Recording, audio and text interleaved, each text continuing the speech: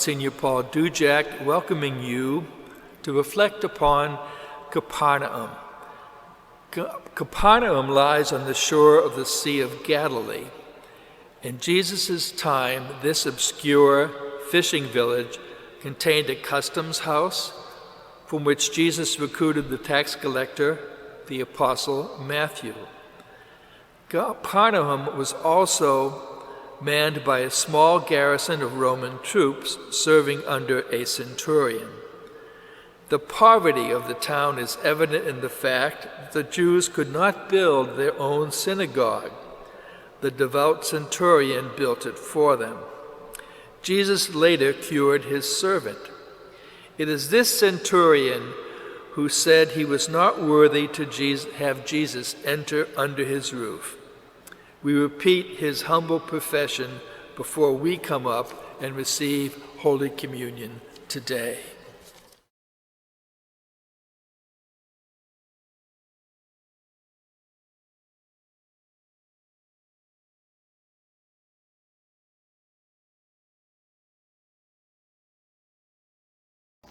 A reading from the Gospel of Matthew. When Jesus had entered Capernaum, a centurion came to him asking for help. "Lord," he said, "my servant lies at home, paralyzed and suffering terribly." Jesus said to him, "Shall I come and heal him?" The centurion replied, "Lord, I do not deserve to have you come under my roof, but just say the word, and my servant will be healed. For I myself am a man under authority, with soldiers under me. I tell this one, 'Go,' and he goes, and that one, 'Come,' and he comes. I say to my servant, 'Do this,' and he does it."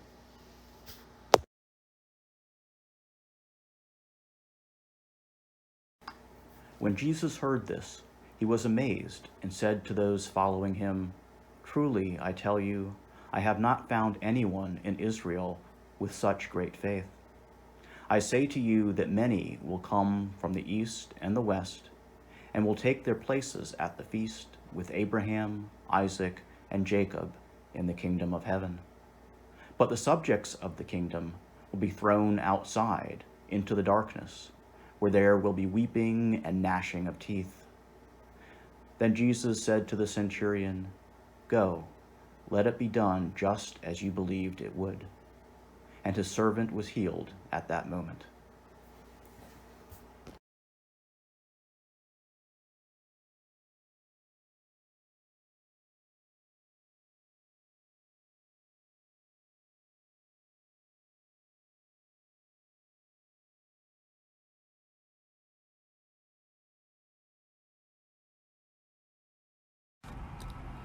In this week's meditation, we reflect on the faith of a centurion and what his words mean to each of us.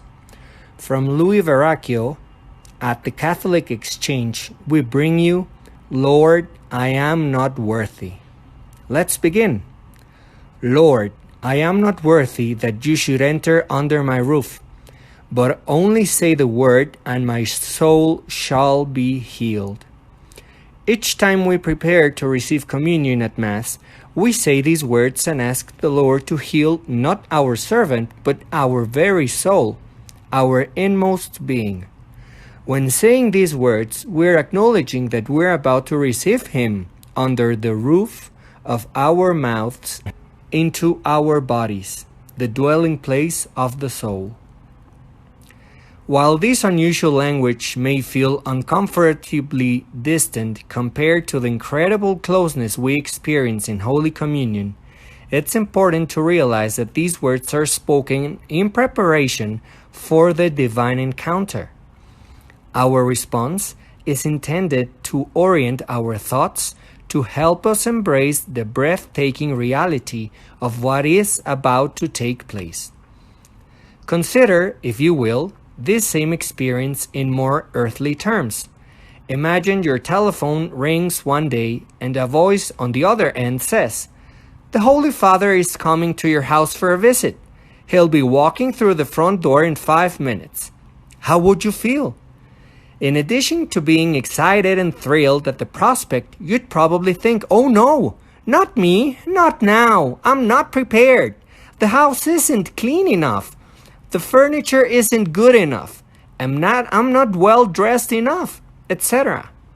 So, when we are preparing to receive the Lord Jesus Christ in an infinitely profound way in the most holy Eucharist, it is absolutely essential that we consider these same sentiments, filled with anticipation and desire at the very thought, yet also with a sense that we're utterly unprepared for such a privileged encounter, the interior of our holy temple.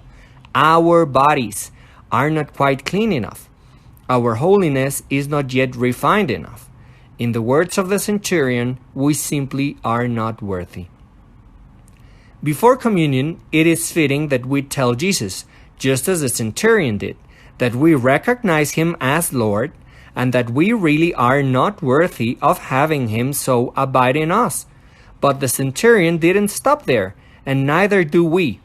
We recognize that Jesus is Lord, and so all that it takes is his mighty word, and our souls will in fact be healed of all unworthiness.